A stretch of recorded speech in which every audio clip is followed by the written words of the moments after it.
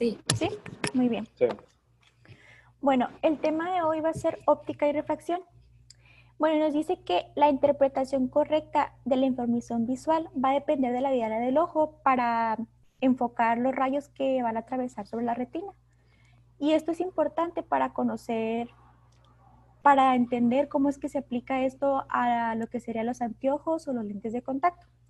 Y para esto, pues hay que conocer un poco de la óptica geométrica. Y nos dice lo siguiente, que la velocidad, frecuencia y longitud de onda, estos tres conceptos van a estar relacionados entre sí mediante la siguiente fórmula que nos dice que la frecuencia va a ser igual a la velocidad entre la longitud de onda. Y nos habla que la frecuencia va a ser siempre constante. En cambio, la velocidad y la longitud de onda van a cambiar dependiendo al medio en el que se encuentre. Y que el color de un rayo de luz no se altera al pasar a través de los medios ópticos. Y bueno, nos habla, por ejemplo, es importante saber que en un vacío la velocidad de todas las frecuencias de luz va a ser la misma, que es 2.970.000. Ay, le di. Bueno, ahora vamos a seguir con el índice de refracción. El índice de refracción, pues nos va a decir que es el efecto de una sustancia óptica sobre la velocidad de la luz y se expresa como n. Entonces n va a ser el índice de refracción. Y a más alto índice, más lenta va a ser la velocidad y mayor el efecto sobre la refracción. Y que en un vacío va a tener un valor de 1.000.000. Luego nos habla de otro término que va a ser el índice de refracción en absoluto, que es la proporción de la velocidad de la luz en un vacío a la velocidad de la luz en la sustancia. Y esto va a variar con la temperatura, la presión y la humedad del aire. Y luego nos habla del índice de refracción relativo que se va a calcular con referencia a la velocidad de la luz en el aire. Bueno, y aquí nos muestra la imagen cómo se vería la refracción de luz cuando entra en un medio transparente que va a tener un alto índice de refracción. Y como ya sabemos, la N va a significar índice de refracción porque más adelante lo vamos a estar viendo así, abreviado.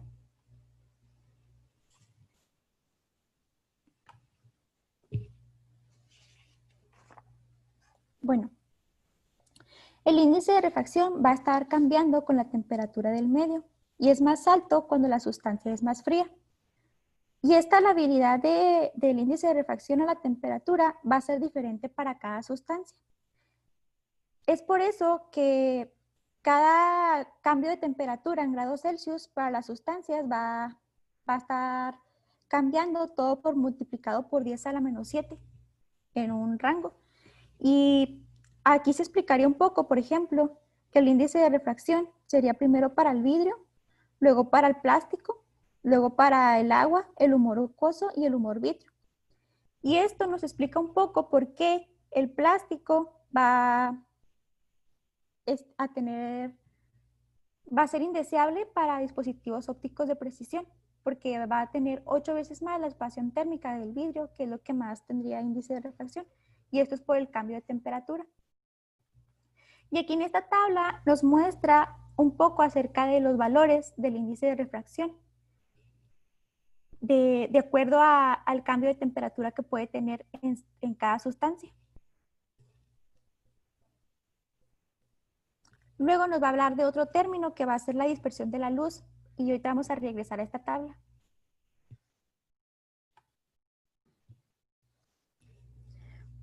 Bueno, nos dice que en un vacío la velocidad de todas las frecuencias de luz es la misma.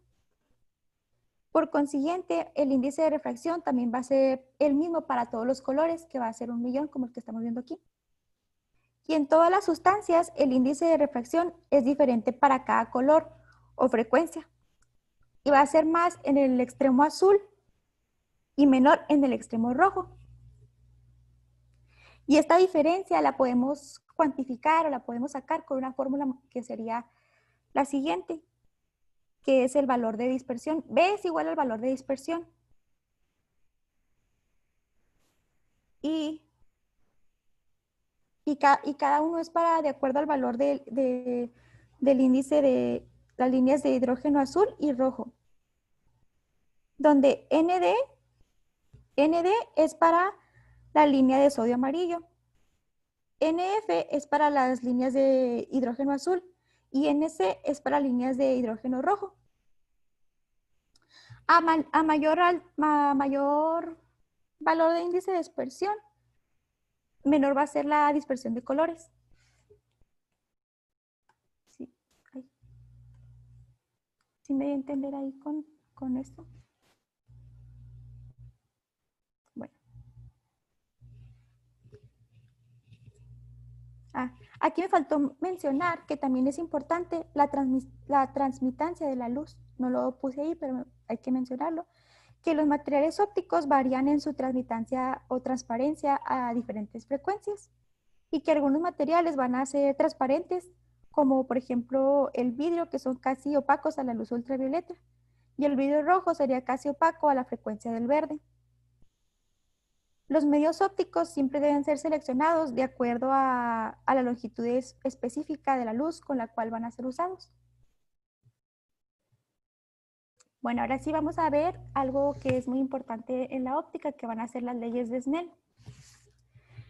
Entonces, las leyes de Snell, pues la creó Wilbur Snell, que junto con el principio de Fermat, van a integrar la base de la óptica geométrica. Y todas las leyes se van a establecer en 4 puntos. Y nos dice la primera ley, que los rayos incidentes, o sea, los que llegan, reflejados y refractados, residen todos en un plano conocido, que es el plano de incidencia, como podemos ir viendo ahí en la imagen para que podamos ir entendiendo. El cual es normal. Y este normal quiere decir que va a estar en un ángulo recto de 90 grados. Y esto va a ser recto a la interfase. Y luego la siguiente regla nos dice, para reflexión en relación a lo normal, los ángulos de reflexión e incidencia son iguales. Y el número 3 nos dice que el producto del índice de refracción del medio del rayo incidente, o sea, del que está llegando, y el seno del ángulo de incidencia del rayo incidente es igual al producto de los mismos términos del rayo refractado, que esto va a estar designado por una prima. O sea que el índice de refracción es el seno de I, que es igual al seno de I refractado. Ajá. Sí, el seno de I, o sea, quiere decir que el que llega al incidente es igual al seno del refractado. Y la última nos dice que un rayo de luz que pasa por un punto a otro sigue la trayectoria que toma. Un rayo de luz que pasa de un punto a otro sigue la trayectoria que toma el menos tiempo en negociar, que es el principio de Fermat. Y que la trayectoria óptica es el índice de refracción. ¿Ves? Bueno, y nos dice que la longitud de la trayectoria óptica es el índice de refracción por veces la longitud de onda de la trayectoria actual.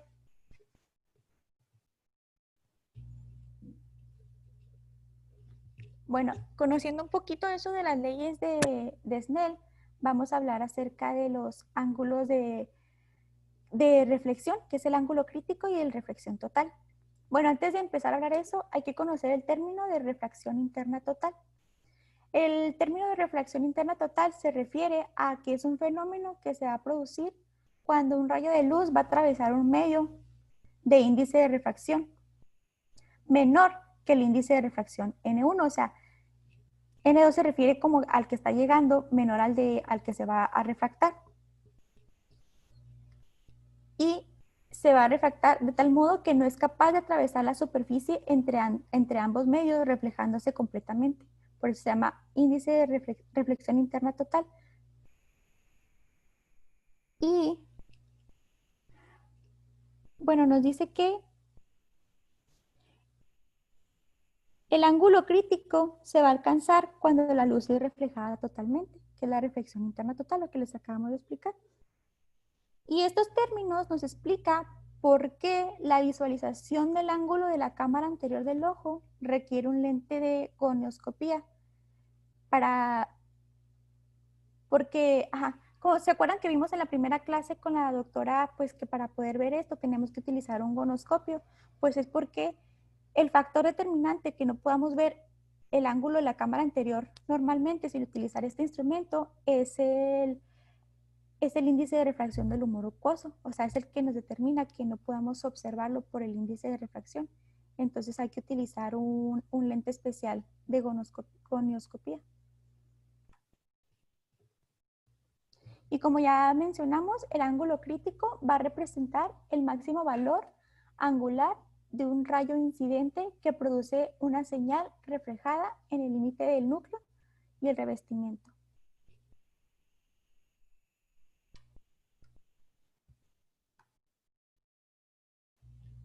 Bueno, ahora vamos a hablar un poco de los cálculos que se van a usar en óptica, que van a ser básicamente dos: el trazado trigonométrico de rayos y el método algebraico. El trazado trigonométrico de rayos va a ser el más preciso y el más válido para utilizar. En cambio, el método algebraico no es tan confiable para los resultados precisos. Para cualquier sistema óptico, el objeto y su imagen se consideran que se ubican en planos conjugados. Y estos puntos correspondientes sobre estos planos se van a conocer como puntos conjugados.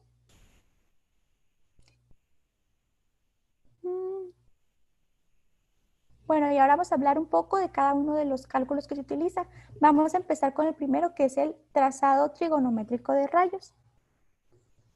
Este consiste en graficar matemáticamente el curso de ciertos rayos específicos a través de un sistema de lentes. Y con esto, hay que conocer el radio de la curvatura de la superficie, el índice de refracción del medio sobre cada lado de la superficie de refracción y la distancia a la siguiente superficie.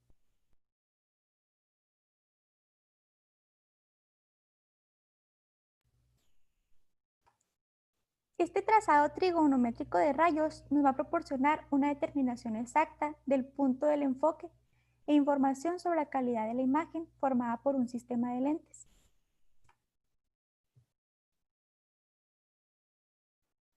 Y nos dice que la diferencia entre las longitudes focales posteriores, es decir, que es la distancia a lo largo del eje óptico desde la última superficie de refracción al punto de enfoque de los rayos marginal y paraxial, es una medida de la diseminación de enfoque, que esto nos va a hablar un poco de la aberración esférica.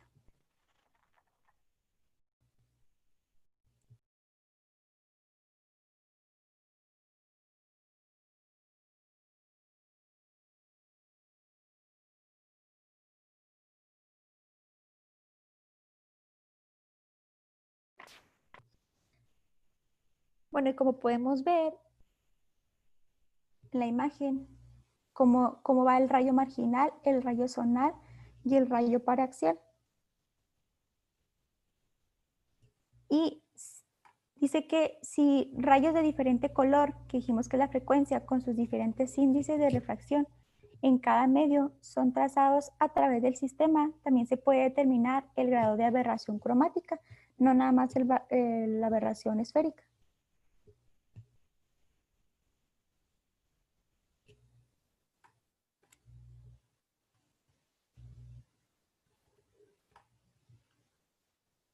Bueno, también el trazado trigonométrico de rayos nos va a permitir la determinación del comportamiento de cada superficie de refracción en relación a la imagen final. Y nos dice que la cercanía de emparejamiento de las trayectorias ópticas de los rayos marginal y paraxial determina la brillantez y el contraste de la imagen final. Y bueno, ya nos dice que la trayectoria óptica va a ser la suma de la distancia actual de un rayo que pasa a través de las sustancias multiplicada por el índice de refracción de las diversas sustancias a través de las cuales pasa.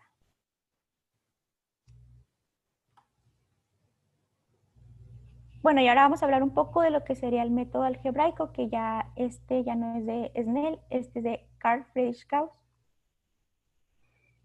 Y nos dice que asumió que los lentes son infinitamente delgados y que colocados uno al lado del otro y de diámetros pequeños, él dice que son delgados y de diámetros pequeños y que si los colocamos uno al lado del otro, de modo que cualquier ángulo va a ser tan pequeño que el tamaño del ángulo medio en radianes tendrá el mismo valor que el seno del ángulo y que el seno y la tangente del ángulo pueden superponerse iguales. Y con esta, como él dijo esta teoría, sacó lo que serían las ecuaciones del lente delgado, que estas se van a utilizar en la óptica para calcular curvas para hacer anteojos. Y bueno, se va a basar básicamente en esa fórmula.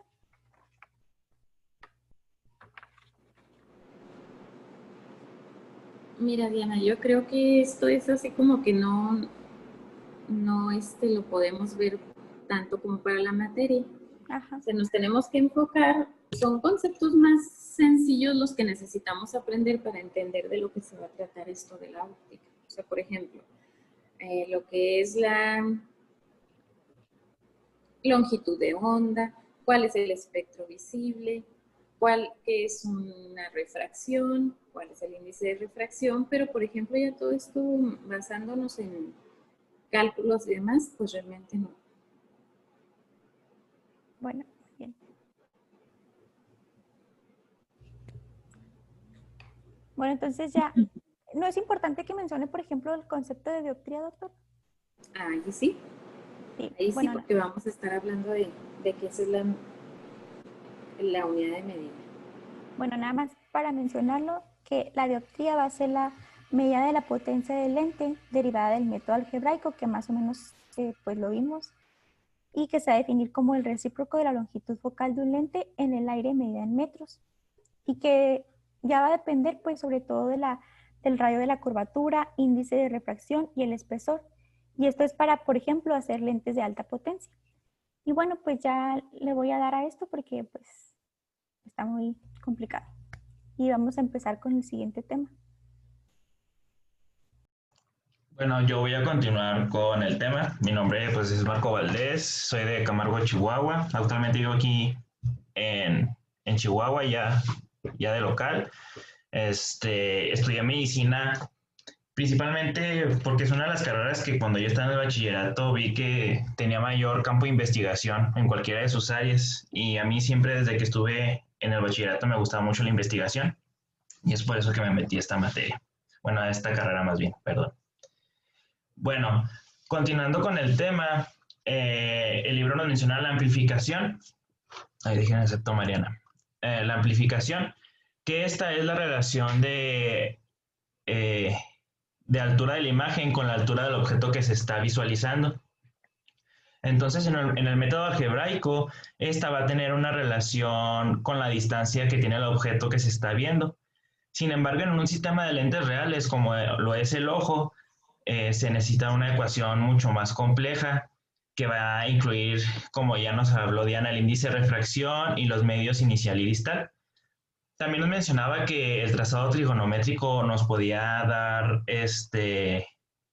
o proporcionar fácilmente y rápidamente otra información que es necesaria para los cálculos de la amplificación, pero es lo único que mencionaba. Adelante. Bueno, también el cambio de distancia del vértice y nos dice si hay un cambio en la distancia del vértice, o sea, del ojo conforme a un lente que tiene ya una potencia dada, la potencia efectiva del lente va a cambiar. Y esto se explica conforme a la fórmula que les puse ahí abajo, que en donde vamos a tener o vamos a buscar la potencia efectiva después de que se movió el lente de distancia, y de 1 y de 2 serán las distancias, la distancia inicial y la distancia final. Y aquí nos ponía el libro un ejemplo, en este caso nos decía, si un lente de 13 dioptrías está a 11 milímetros, va a ser reemplazado por o va a moverse a una distancia de 9 milímetros. Entonces, aquí algo importante y que es parte del concepto que nos mencionó Diana, de que para los cálculos tenemos que convertir a metros por la por el cálculo de la dioptría, que es calculado en metros. Entonces, ¿le das uno, por favor? Este sería ya vaciando la información en la fórmula, en donde ponemos las distancias, la inicial y la final, y la potencia inicial del lente. Entonces, al realizar esta ecuación, vemos que al mover de 11 milímetros a 9 milímetros va a cambiar la potencia efectiva a 13.347 dioptrías. ¿Le das otro? Y en el mismo ejemplo nos decía que el lente inicial iba a ser reemplazado por un lente de contacto, que relativamente la distancia es 0. Entonces le das otra, por favor. En este caso, al sustituir la fórmula, veremos que la potencia efectiva del lente, pues sí cambiaría hasta 15.169 dioptrías. En este caso, pues ya estamos viendo que la distancia al vértice, que en este caso sería el ojo, pues sí cambia la potencia efectiva del lente. Siguiente. Bueno, hablando sobre las aberraciones de las lentes esféricas, Diana nos mencionó un poquito, me mencionó la aberración cromática de la esférica. Se va a dar por el paso del haz de luz por un lente esférico. Para empezar con la aberración cromática, Diana nos mencionó que los diferentes colores tienen frecuencias, o sea, se podría decir tiene una longitud de onda diferente. Entonces, estos al pasar por un lente esférico, vamos a tener que por esa variación de su frecuencia tendrán un índice de refracción distinto. Y nos mencionaba Diana que en el espectro azul de los colores tendrán un índice de refracción mayor que en el rojo. Por lo tanto, al pasar estos dos colores, vemos que en términos coloquiales, para que lo podamos entender, los haces de luz que pasan por el lente azul, o sea, los haces de luz azul que pasan por el lente se doblan más que los rojos, y esto puede provocar que a lo mejor no lleguen al punto focal de manera adecuada. Esa es la aberración cromática. La aberración esférica es que los rayos marginales van a ser reflejados más que los paraxiales. No se ve mi cursor, ¿verdad? Bueno, los marginales, lo que va a pasar es que al pasar más a la periferia del lente, en términos coloquiales, se van a doblar más, y esto va a provocar que estos rayos se condensen o sean nítidos antes del foco que se busca. Entonces esto nos decía, bueno, esto lo vi en un video, que esto puede provocar que a veces en este tipo de lentes haya imágenes, o sea, ciertas imágenes borrosas por estos rayos de luz que pasan en la periferia del lente. Otra aberración esférica es la coma, y va a ser un desenfoque tipo cometa, que va a ser por resultado de una imagen que se va a originar lejos del eje óptico. Entonces va a incidir oblicuamente en el lente, se va a reflejar y va a dar este espectro como en forma de cometa o de coma. ¿Dudas en estos? ¿No? Bueno, tenemos también el astigmatismo de incidencia oblicua, y va a estar dado cuando el haz de luz incide oblicuamente en el lente, y tiene como un efecto prismático, y se le llama astigmatismo de incidencia oblicua. Otra aberración es la curvatura de campo. Va a provocar que objetos lineales se vean curvos, o un objeto plano se vea curvo, y esto va a estar provocado principalmente también por el efecto prismático y por el ángulo en el que van a incidir los rayos de luz en el lente. Entonces, nos dice que las aberraciones no cromáticas se pueden superar al tener lentes para reducir la potencia periférica y restringir el área del lente usada por la zona paraxial o los rayos paraxiales, y esto pues va a ayudar a que no se den estas aberraciones, y también pues por el uso de los lentes en tipo de menisco. Siguiente. Bueno, no hay dudas con los lentes que acabamos de ver. Bueno, vamos a pasar a los lentes cilíndricos. El primero de ellos es el lente plano cilíndrico. En este tendremos que tiene una superficie plana y una superficie cilíndrica que están perpendiculares al eje del lente. Entonces esto dará como resultado que en la perpendicular, o sea, los 90 grados, será la superficie de mayor potencia visual y la que está paralela al eje, pues no tendrá potencia óptica.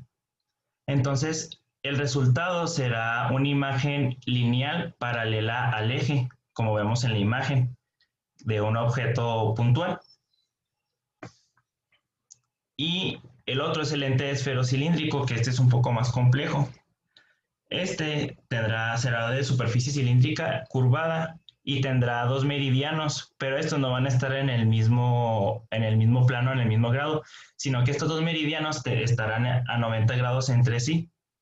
Esto a su vez va a provocar que se forme el conoide de, bueno, no sé pronunciarlo. Estará dado por dos líneas focales. Estas dos líneas focales, como vemos en la imagen, va a ser el intervalo de Sturm. Este intervalo va a estar condicionado por estas líneas y va a condicionar la potencia y la orientación de estos meridianos. Y en la sección transversal tendremos el círculo de menor confusión, que si no me equivoco, doctora, es como el sitio de mayor nitidez que va a proporcionar el lente. Exacto. Ok, entonces eso sería el círculo de menor confusión. Siguiente. Doctora, y aquí sí batallé un poquito, porque nos decía que los lentes cilíndricos es la combinación, o sea, podría ser la combinación de un lente esférico y uno cilíndrico, y que estos se pueden superponer y se pueden describir mediante notación con la potencia de cada uno de los meridianos y el eje que tienen, o sea, 90, 180 grados, y que estos se pueden superponer con tres pasos, que es sumar algebraicamente el cilindro y la esfera original. El segundo es invertir el signo del cilindro y el tercero es cambiar el eje del cilindro en 90 grados. Pero ya cuando analicé la imagen, la verdad me perdí mucho, doctora. No sé si sea de que tengamos que saberlo. Mira, más bien lo que tenemos que nosotros reconocer es, dentro de lo que ya dijiste, que mi lente cilíndrica siempre va a tener un eje, punto número 1. Y que puede tener una superficie plana y puede tener una superficie esférica. Ahora, cuando nosotros es que esto lo tenemos que traducir a la clínica, cuando nosotros vamos a corregir un error de refracción, muy habitualmente los lentes cilíndricos van a estar combinados.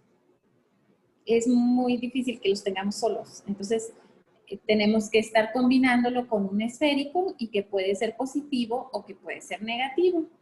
Ahora, dentro de las combinaciones que tú estás viendo aquí en la gráfica, pues realmente nosotros siempre tenemos que hacer la combinación hacia cilindro negativo, porque es básicamente los que vamos a tener disponibles aquí en México.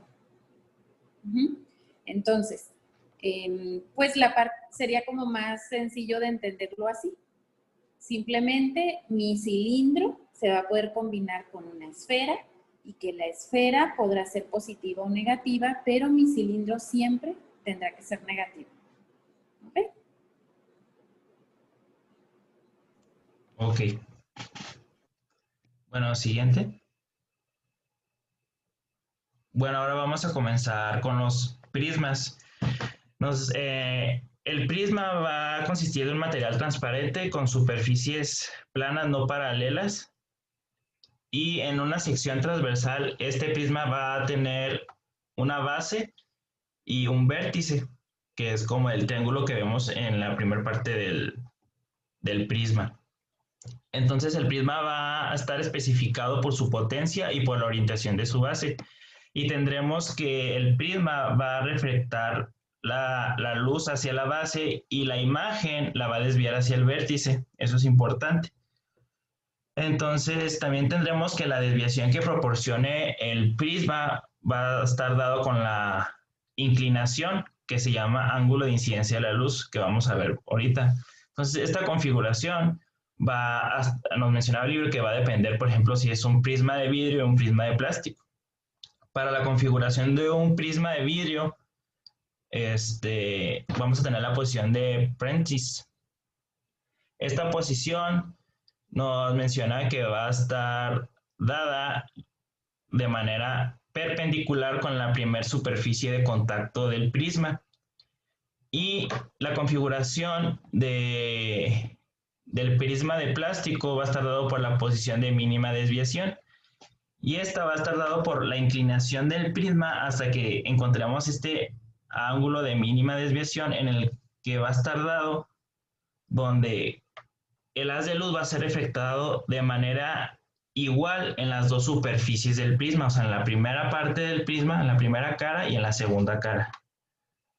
Siguiente. Bueno, Esta yo creo que no, Marco. Ok. Bueno, dale. Bueno, esto sí no, doctora. A ver, sí, bueno, necesitamos saber cuál sería la utilidad clínica de un prisma, ¿verdad? Yo creo que es lo que nos vas a decir ahorita. Sí. Ok. Bueno, aquí algo importante de mencionar es que la potencia de un prisma lo vamos a medir mediante dioptrías prismáticas. Para hacer el cálculo de una dioptría prismática, bueno, esto nos dice que esta dioptría prismática va a desviar una imagen 1 centímetro o 1 metro.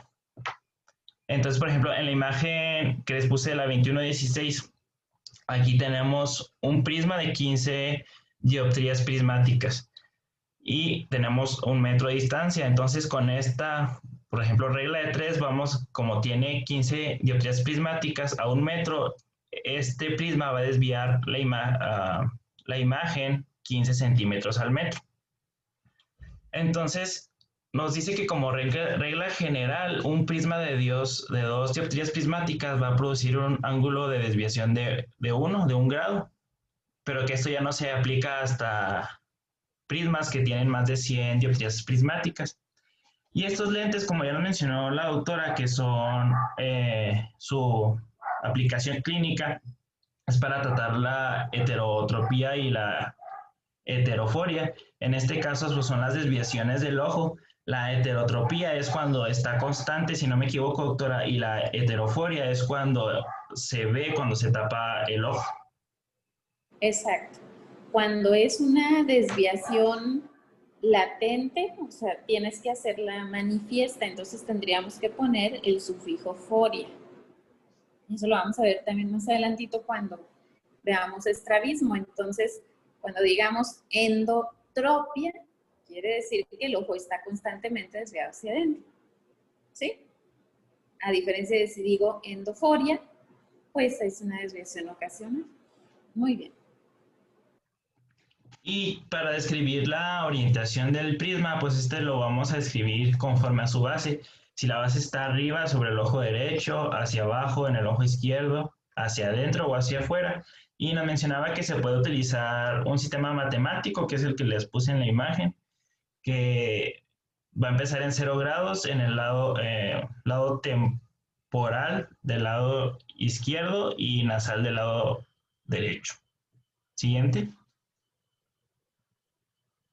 Y tenemos los prismas de Fresnel, que estos van a ser de plástico ligero y van a ser tiras paralelas de prismas que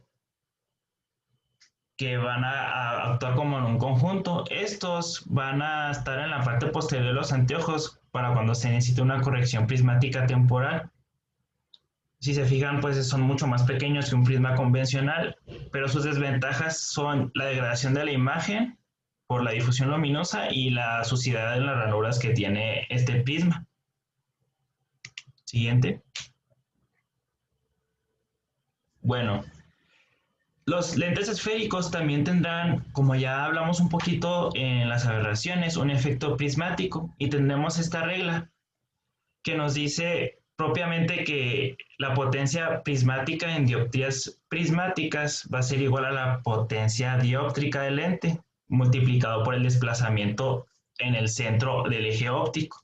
Esto traducido para que lo podamos entender es, por ejemplo, si tenemos un lente de 6 dioptrías, que por ejemplo es el de la imagen, supongamos, y queremos ver cuánto es su potencia de dioptrías prismáticas a 0.5 centímetros lejos del centro óptico, pues vamos a multiplicar ese 0.5 por el 6 y nos va a dar como resultado 3 dioptrías prismáticas, que ese sería el efecto. Entonces también nos dice que los lentes positivos van a producir una potencia prismática con su base orientada hacia el centro óptico y los negativos al revés, va a estar orientada a la base lejos del centro óptico. Siguiente. Y la detección rápida de las características del lente. Nos menciona que podemos ver o detectar rápidamente a través del lente su naturaleza a 1 metro, a medio metro de distancia o desde el ojo. Y esto va a consistir en mover los lentes en los ejes en los ángulos rectos del eje visual. Y esto nos va a dar, por ejemplo, una imagen, si la imagen vista de un lente negativo que es cóncavo va a moverse con el lente y si es positivo va a alejarse de la dirección del movimiento. Entonces, pues yo sí lo estuve intentando y con mis lentes y sí se ve, o sea, la imagen sigue al movimiento. Entonces así es como se puede evaluar. También nos dice que la potencia puede ser evaluada mediante neutralización con otros lentes ya de potencia conocida. Y un lente cilíndrico que la doctora nos mencionó que es muy poco común que se encuentren propiamente solos, nos va a dar una distorsión cuando se rota aproximadamente en el eje visual. Y nos decía que para identificar los meridianos o los ejes, vamos a detectar el punto más claro de mayor nitidez de la visualización de los lentes que ahí se pueden identificar. Y para la identificación de un prisma nos dice que podemos ver o reconocer la desviación de una imagen cuando vemos el lente a través de su centro. Siguiente.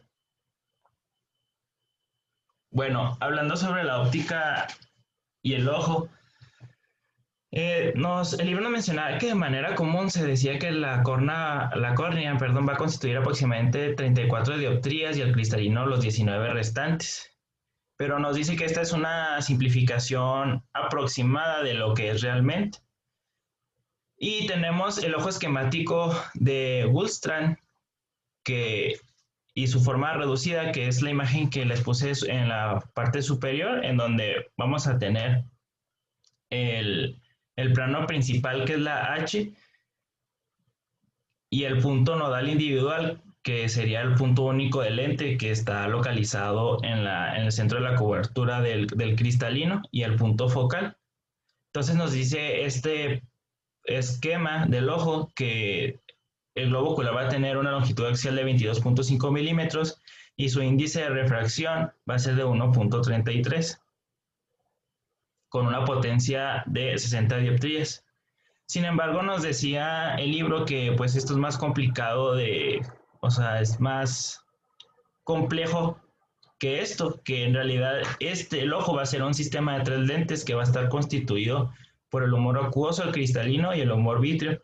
Le das una a ver si se... Diana. Ok. Bueno, esta imagen es del Guyton, está un poquito borrosa. Y aquí vemos, por ejemplo, las diferentes índices de refracción que van a tener las diferentes superficies. donde vemos que la córnea pues, tiene 1.39, el humor acuoso también tiene un índice de refracción, el cristalino, el humor vítreo, incluso el aire. Entonces, estos van a actuar en su conjunto para conformar pues, el sistema de refracción del ojo. Y en su conjunto, pues más o menos coinciden, van desde el 59 hasta las 60 dioptrías. Y también les mencionaba el libro que contra la creencia popular, la córnea casi no tiene poder de refracción en el sistema óptico que estamos hablando, del sistema de tres lentes, que es el más complejo. Siguiente. Y sobre el acomodamiento, nos dice que el ojo va a cambiar de potencia de refracción al enfocar los objetos cercanos, y esto va a ser gracias a los músculos ciliares, que ya vimos en la clase pasada en anatomía, que va a dar como resultado el engrosamiento de la curvatura del cristalino y a su relajación. Entonces esto va a ayudar a aumentar o no pues la potencia de la refracción del ojo. Siguiente. Y por último, de mi parte, me parece, vamos a hablar de la agudeza visual.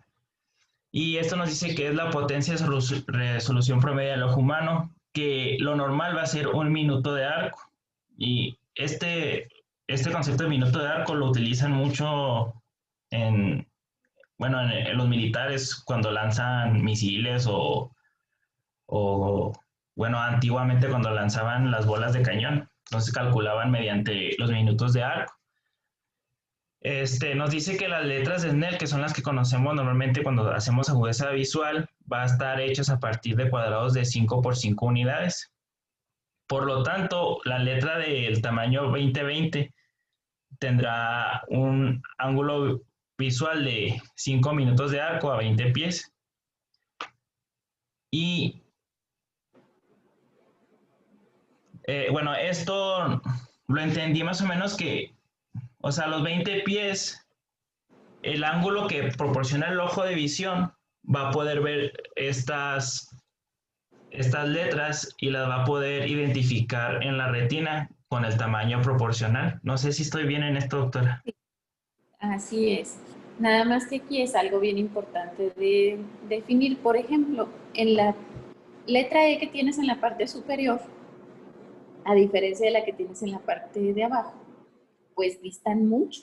Por ejemplo, si un paciente que tenga una adecuada visión, pero que a lo mejor la condición de iluminación no es buena, nos puede confundir esta E con una C, por ejemplo, porque estas partes de aquí nos estorban. Entonces, como tú bien dijiste, tenemos que tener 5 cuadros por 5 unidades. Entonces sería 1, 2, 3, 4, 5, pero aquí no son 5. ¿Sí me explico? Entonces, la característica para cuando compren su cartilla tendría que ser como esta letra de aquí abajo, en donde sí se cumple la misma proporción, nada más este palito del medio está mal.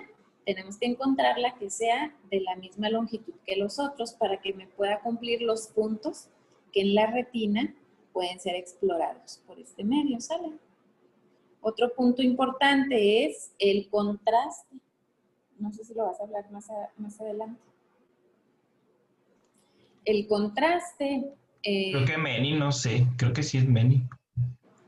El contraste tiene mucho que ver para que podamos nosotros analizar la agudeza visual y también el color. Entonces, la cartilla por elección tiene que ser blanco y negro, tiene que cubrir los puntos completos que la retina me puede explorar para que sea una adecuada toma de agudeza. ¿Okay? Bueno, muy bien, sigue.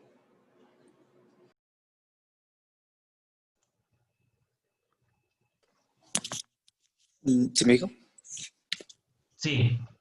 Okay, bueno, yo soy Manuel Díaz, soy de Cuauhtémoc, Chihuahua. Escogí medicina porque no me veía, principalmente porque no me veía haciendo otra cosa, o sea, pensaba así como que ingenierías o otras cosas y no me veía trabajando de eso toda la vida. Y bueno, vamos a comenzar con lo que son los errores de refracción. Dale. Lo que primero quise poner fueron los términos que vamos a estar viendo pues durante toda esta parte del tema, principalmente lo que es emetropía, que es la ausencia de cualquier error de refracción, ya sea miopía, hipermetropía, astigmatismo, y la ametropía, que es la presencia de alguno de los errores de refracción que vamos a ver, o pues alguno o más. Ahora, la presbicia, como ya pues hemos visto en algunas materias anteriormente, es la pérdida de la capacidad del acomodamiento del cristalino que se va a dar por causa natural al envejecer. La miopía se describe como un ojo con vista corta y que la imagen se va a enfocar principalmente por delante de la retina cuando el ojo no tiene acomodación. La hipermetropía se define que la imagen se va a enfocar por detrás de la retina cuando no existe acomodación. La hipermetropía latente, lo vamos a ver también más adelante, que es una hipermetropía que puede lograrse superar por medio de la acomodación, esto principalmente en pacientes jóvenes.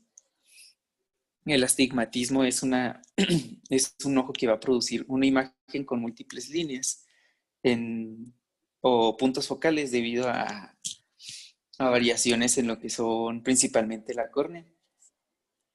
Y anisotropía, que es una diferencia en el error de refracción de ambos ojos, lo que vamos a ver más adelante, que en la mayoría de los casos puede dar imágenes borrosas.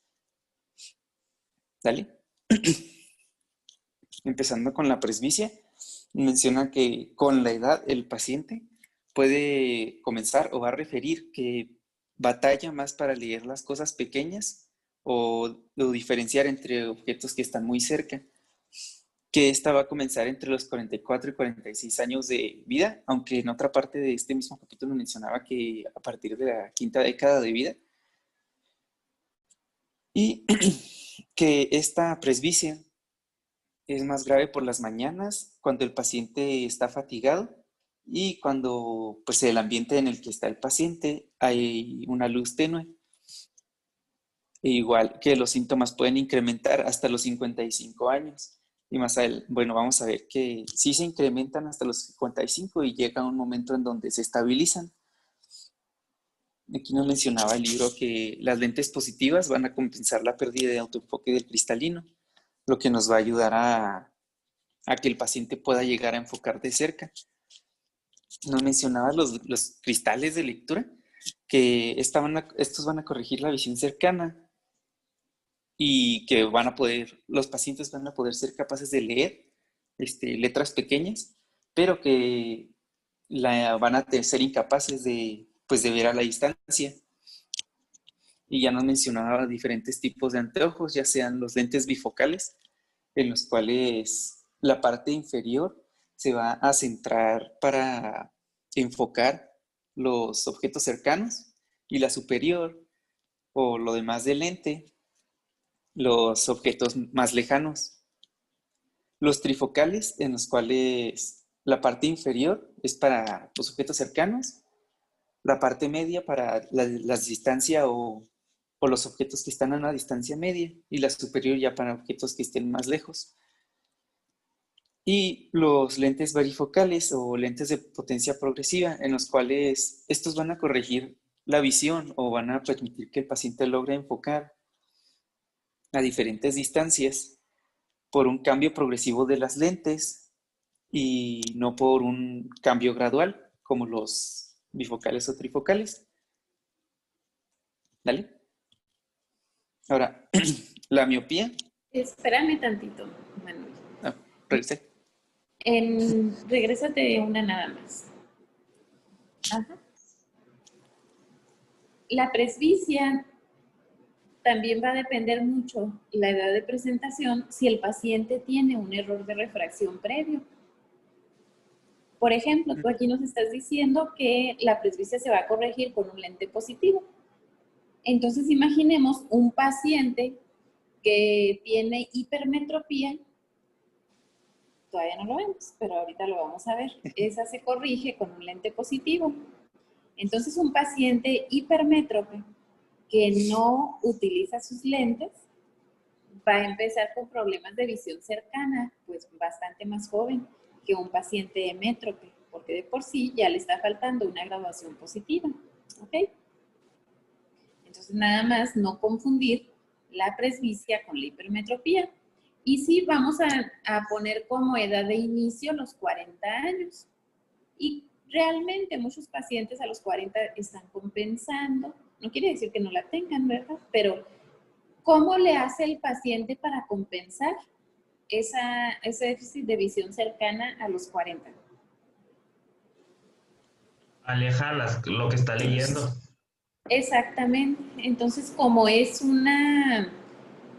retirar tu punto de visión poquito, pues pasa un año, al siguiente año pues a lo mejor le retiras otro poquito y así.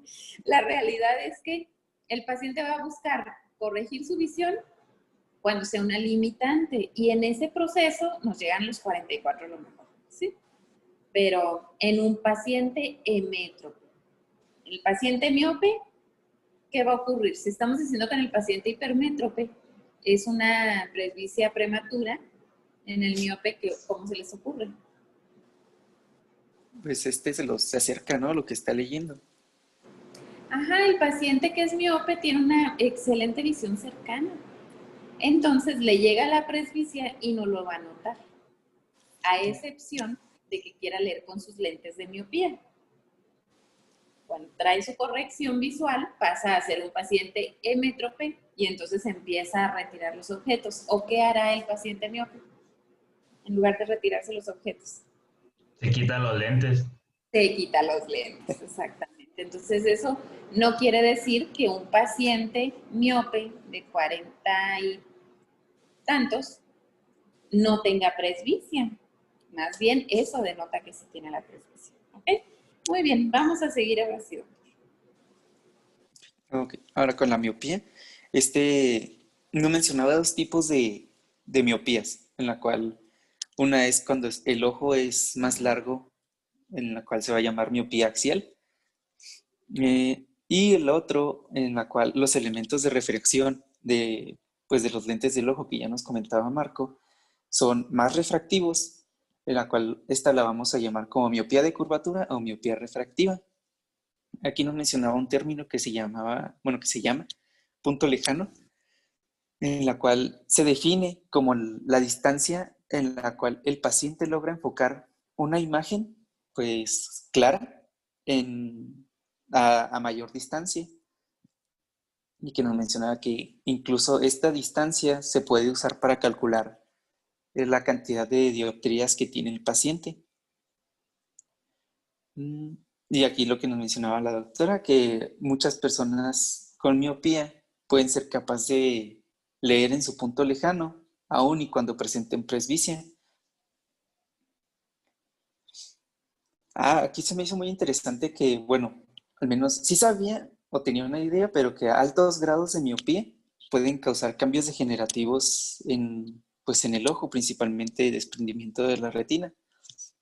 Y que pues en esta error de refracción se van a utilizar lentes cóncavos o negativos para reducir el error de refracción, bueno, la potencia de refracción y mover la imagen un poco más atrás hacia la retina. ¿Dale? La hipermetropía nos menciona que esta es una longitud axial reducida o una disminución o que los elementos refractivos del ojo sean menos refractivos. Esto también se puede dar por trastornos congénitos o adquiridos de la refracción, y aquí nos mencionaba la afaquia. Y aquí nos mencionaba también que pacientes jóvenes pueden lograr superar cierto grado de hipermetropía por acomodación del cristalino, pero que el estar pues realizando esta acomodación al paciente va a referir que durante el día comienza a pues, sentir el ojo cansado o dificultad para leer, que la fatiga ocular pues va a ocasionar que el paciente batalle para trabajar, pues para realizar trabajos que requieran vista cercana. Y aquí, bueno, creo que ya es la siguiente diapositiva, dale.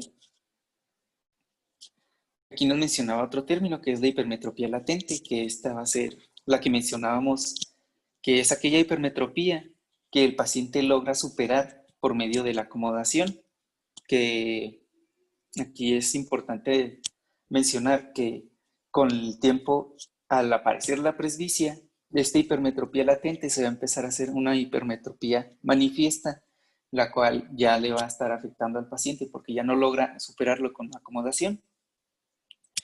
Aquí nos mencionaba que en casos de pacientes jóvenes, principalmente niños, se tiene que revisar la posibilidad de que tengan una hipermetropía latente en los casos en los cuales presentan esotropía, que es la imagen que les puse ahí arribita, donde tiene una desviación hacia dentro del ojo, de algún ojo, pues, que al corregir esa hipermetropía, el ojo se va a enderezar solo. Dale. Ahora, el astigmatismo nos menciona que es como hemos visto, se producen múltiples imágenes o líneas o puntos focales, en la cual nos mencionaban diferentes tipos de astigmatismo, en la cual el astigmatismo regular tiene principalmente 2 meridianos de potencia constante y de orientación a través de la pupila con 2 líneas focales. Aquí nos mencionaba que este astigmatismo regular tiene que estar orientado a 20 grados para que sea pues regular. Y tenías 2 subdivisiones, ya sea el astigmatismo con la regla y el astigmatismo contra la regla, en la cual el astigmatismo con la regla es principalmente en pacientes jóvenes y el astigmatismo contra la regla es en pacientes pues de edad avanzada. Y el astigmatismo... ¿Los 20 grados, doctor? ¿Mandé? ¿Qué mencionaste de los 20 grados?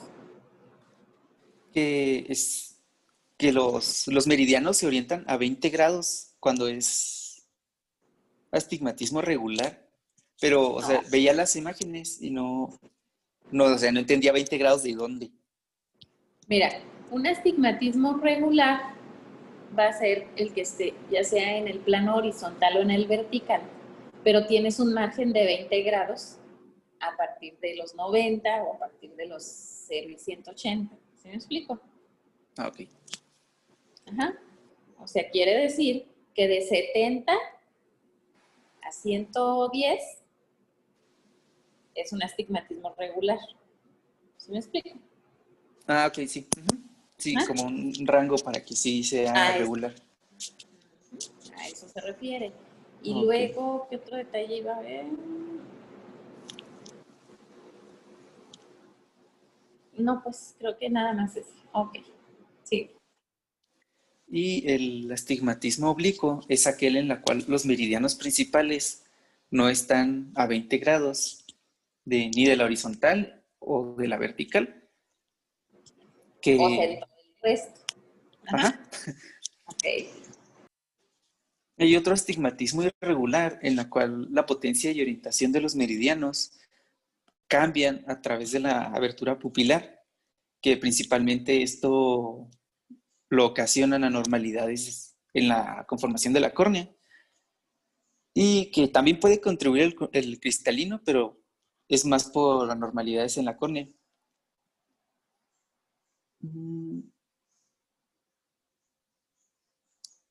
Ok, nos menciona que cuando se cambian los lentes o se reajustan, pueden causar desorientación temporal en el paciente o que el paciente vea las imágenes inclinadas cuando no lo están, o sea, en lo que se vuelve a acostumbrar al reajuste. ¿Sale?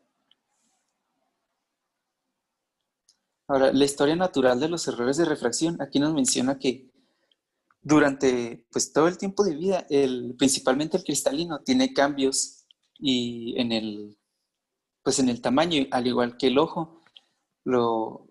Entonces, los bebés al nacer son ligeramente hipermerotrópicos, que nos mencionaba que pues diferencia entre la edad adulta y el bebé puede llegar a ser hasta de 0.5 dioptrías, que se van a llegar a corregir hasta la adolescencia. Menciona que los bebés al nacer, su curvatura corneana, o pues su diámetro corneano, es menor de hasta de 6.59 milímetros de radio, y esta, conforme la persona pues crece, se va a ir aplanando la curvatura corneana hasta llegar a 7.71 de radio en los adultos, milímetros. Nos menciona que el cristalino al nacer mide 16.6 milímetros y que los primeros 2 a 3 años va a alargarse hasta 21.8 milímetros, y de ahí en adelante se va a ir, pues su alargamiento se va a ir disminuyendo hasta los 10 a 15 años, que llega a ser de 24 milímetros. ¿El cristalino? Sí, el cristalino. No, imagínate, ¿cuál es el eje anteroposterior del ojo? Ah, no, pues sí, es el ojo, ¿verdad? Sí. Estoy espantada, dije, Dios de mi vida. Sí, se me hacía muy grande, dije, no, pues qué cristalino. Sí. O sea, el cristalino sí es esférico al nacer, eso sí. Pero se va a ir aplanando. Okay. Pero el diámetro... El ojo. Ajá. Es el ojo el que va alargando. Ok. ¿Media al nacer? Al nacer mencionaba el libro que era de longitud axial, 16.6 milímetros. Ah, bueno, de longitud axial, pero el ojo, sí, no el... Sí, el ojo. No el cristalino, porque el cristalino, su diámetro es de alrededor de 9 milímetros. Pues y sí, anteroposterior. La diferencia. Y estoy hablando ya de un cristalino adulto. Ok. Ok. Aquí era donde nos mencionaba que la presbicia podía presentarse en la quinta década de vida, pero ya quedamos que a partir de los 40 se puede presentar. Pues esa es la quinta década. La quinta empieza a los 40, tristemente. Aquí nos mencionaba que los errores de refracción son hereditarios, pero el mecanismo de herencia es muy complicado como para prever. O sea, que sí se ha notado que se heredan de padres a hijos, pero no es algo que se diga así 100%. Que la miopía tiende a incrementar durante la adolescencia, y que los trabajos confinados y retraso en el tratamiento y tratamientos que pueden retardar el avance de la miopía. ¿Dale? Se me olvidó mencionar que otra cosa importante es que en el caso de que un niño alcanzara la hemetropía a los 10 años, era un indicativo de mayor probabilidad de que, pues, al seguir avanzando la edad, se volviera miópico. Ahora, la anisometropía, que era lo que mencionábamos al principio, que es una diferencia en el error de refracción de los dos ojos. Esto nos va a ocasionar imágenes borrosas. Entonces, aquí nos mencionaba que dependiendo del tipo de lente, era el grado de corrección o la diferencia residual que íbamos a lograr con esta afección, que los anteojos pueden corregir hasta dejar una diferencia del 25%. Los de lentes de contacto pueden llegar a reducir hasta que quede una diferencia del 6%, y un lente intraocular hasta una diferencia de menos del 1%. Por ejemplo, una anisometropía sería el paciente que tiene en un ojo una miopía, en el otro ojo una hipermetropía. Sí. O que tiene en un ojo una miopía con... Va a depender también el rango. O sea, cuánta graduación, cuánto es la diferencia. ¿Okay? O si tiene, por ejemplo, un error esférico y en el otro marcadamente un cilíndrico. ¿Okay? Okay. Bien. ¿Sale? ¿Y la No, aniseiconia? Regrésate. mm, Pero ¿cuál sería la definición propiamente de aniseiconia?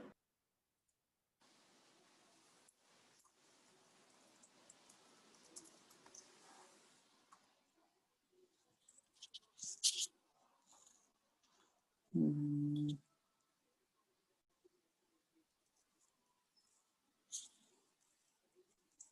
es cuando hay una diferencia en el tamaño de tamaño y forma de los objetos que se están enfocando. Ajá, y la vas a presentar cuando haya, por ejemplo, una alteración de como cuántas dioptrías.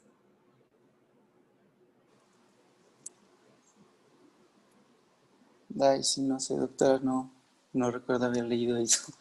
Más de 3 dioptrías, imagínate.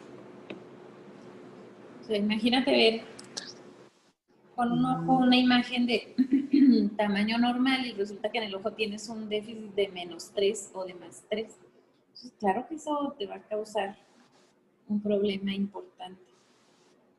Doctora, Dígame. tengo una pregunta. ¿A cuánto valor de miopía es como factor de riesgo para desprendimiento de retina? Ahorita que lo estábamos viendo. La mayoría de las lesiones predisponentes se pueden presentar de una miopía de -4 en adelante.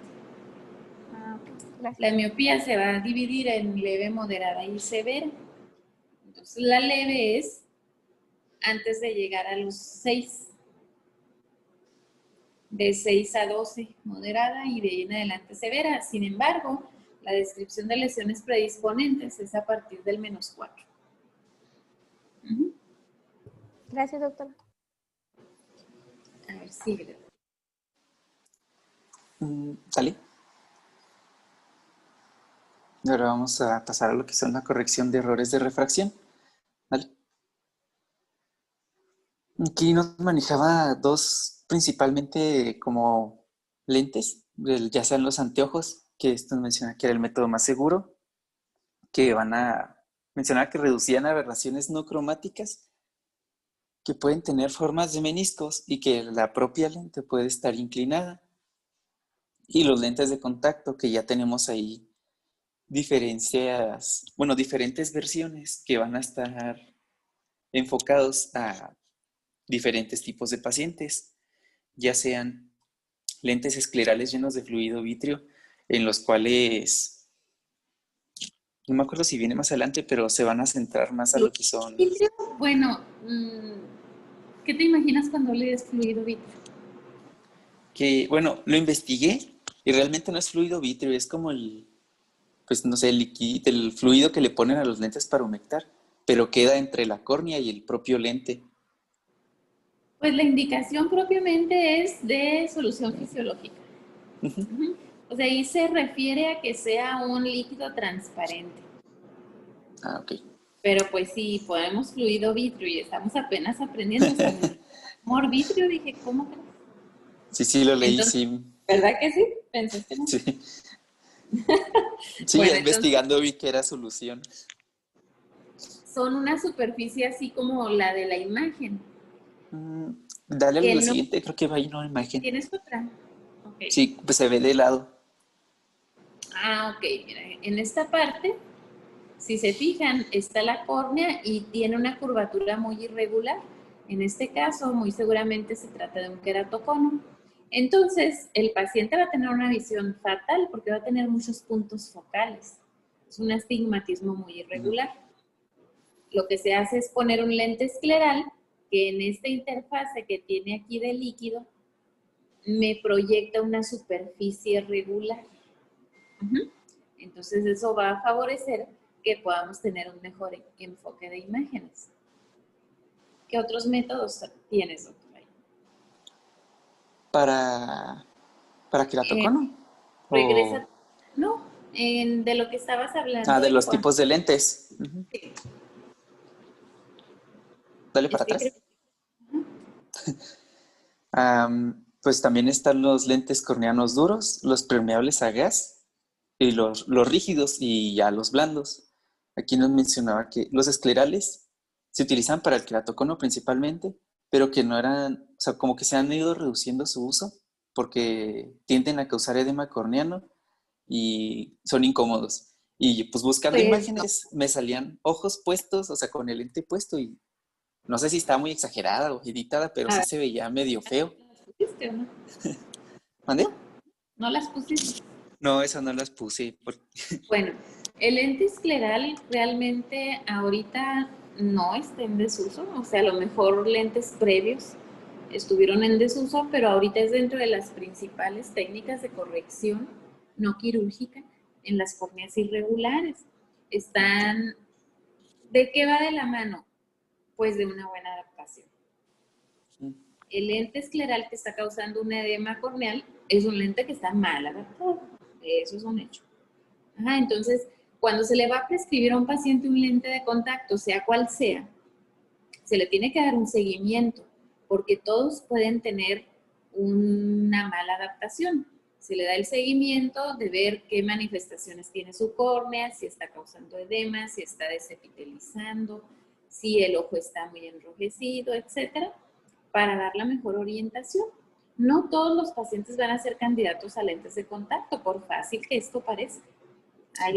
Hay pacientes que no van a tolerar ni siquiera el lente blando. Entonces, pues nada más para que nos quitemos esa idea de que el lente escleral es malo. Realmente, fíjense, tenemos pacientes, no les miento, pacientes que han volvido a ser activos gracias a que tienen un lente escleral. Entonces, pues vale mucho la pena tenerlo en mente. Muy bien, sigue. Nos menciona que los lentes corneanos duros, que fueron como que los primeros que se sacaron, que tuvieron un éxito tanto funcional como cosmético, y que los lentes rígidos van a, pues su corrección principalmente es porque cambian la curvatura anterior del ojo, que pueden llegar a ayudar a lo que es el astigmatismo pues de origen corneano.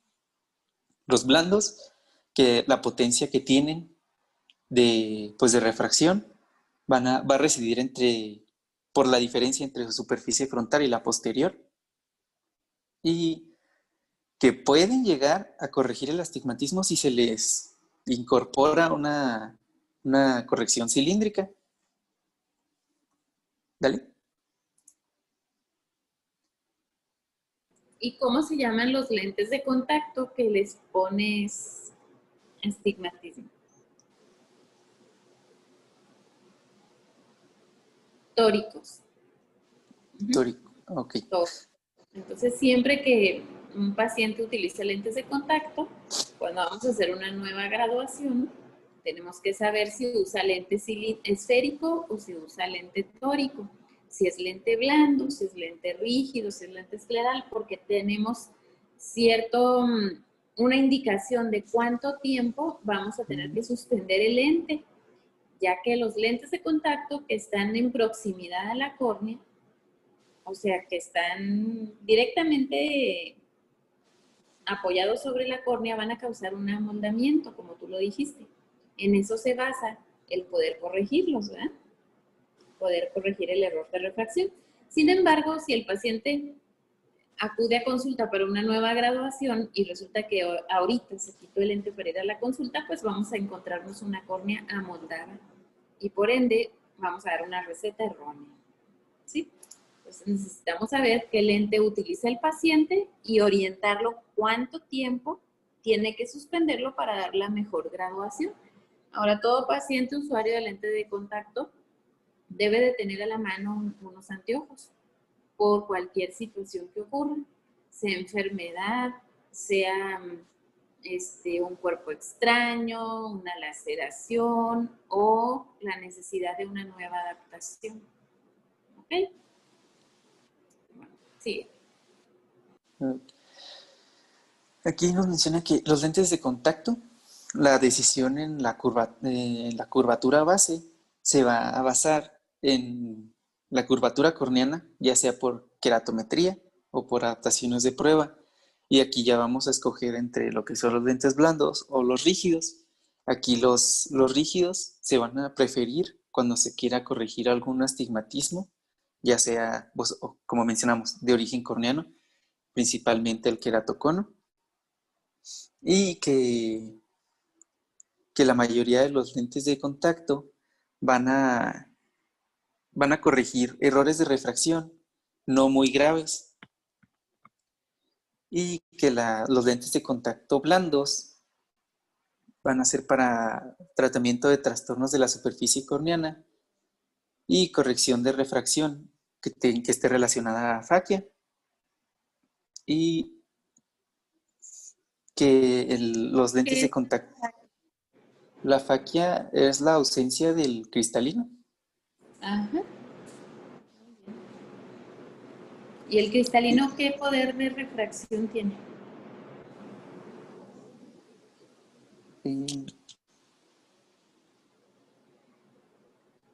Eran como 1 punto... No, poder, no índice, poder. Ah. Fíjense, no vayamos a confundir índices con poderes. Acuérdense, el índice de refracción va a ser muy similar entre todas las estructuras. ¿Con qué finalidad? Que no se desvíe tanto la luz, ¿verdad? Bueno, en las partes líquidas habíamos dicho de 1.3, 1.30 y tantos, ajá. Pero el poder de refracción es el que me va a dar, es con el que voy a saber qué tanto puede ver mi ojo, qué estructura tiene mayor poder. Por lo tanto, si esa estructura se me daña, pues voy a andar viendo fatal. Y la otra, qué tanto poder tendría yo que reemplazar para poder corregir visión. Entonces, ¿cuál fue el poder de refracción del cristalino? A ver, ¿quién da más, muchachos? No es nada más para el doctor que está exponiendo. Si nos estuviéramos viendo, ya les hubiera dicho específicamente quién, pero pues ayuda a la córnea, ¿no? A que pueda, pues, ¿cómo se dice? Reflectar bien la imagen. No, pero la pregunta fue, ¿cuál es el poder de refracción del cristalino?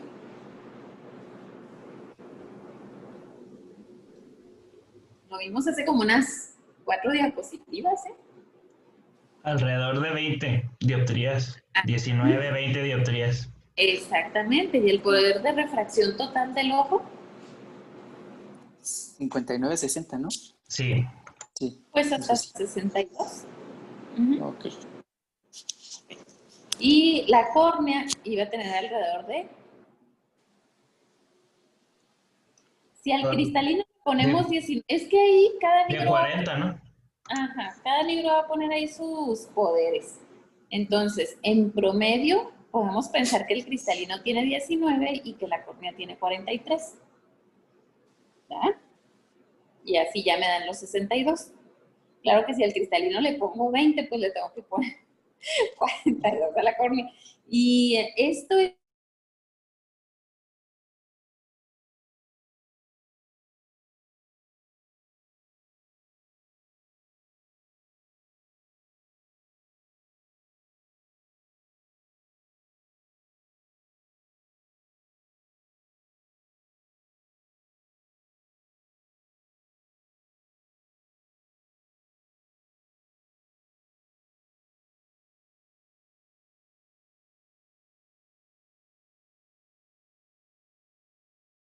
Decir, vamos a hacerle este cambio y va a quedar bien, sino que se basaba en resultados empíricos de procedimientos parecidos al que estaban haciendo para obtener un resultado de visión más